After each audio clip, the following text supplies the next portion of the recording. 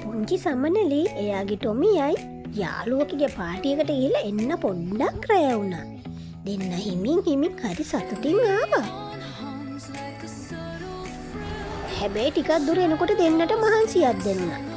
පොඩ්ඩක් විවේක ගන්න ඕන කියලා හිතලා දෙන්නත් එක්ක හොඳ තැනක් බලලා පොඩ්ඩක් විවේක ගත්තා. පස්සේ ඉතින් ආයෙ නැගිටලා යන්න පටන් ගත්තා. දෙන්න හිමින් එද්දී රාක්ෂියෙක් ඇවිල්ලා ඔන්න මෙයාලට කරදර කරන්න ගත්තා. ටොමීට නම් හොඳටම කේන්ති ගියා. රාක්ෂියා නම් යන්න ගියා. ටොමීට හරි කේන්ති. පස්සේ ඉතින් දෙන්න ආයෙ කතා කරගෙන හිමින් සීරුවේ එන්න ගත්තා. කොහොම හරි දෙන්නම ගේට්ටුව ළඟට ආවා. ගේට්ටුව අරගෙන දෙන්නත් එක්ක ඇතුළට ගියා. අම්මෝ ඇති යන්තම් ගෙදෙට්ට ආවා.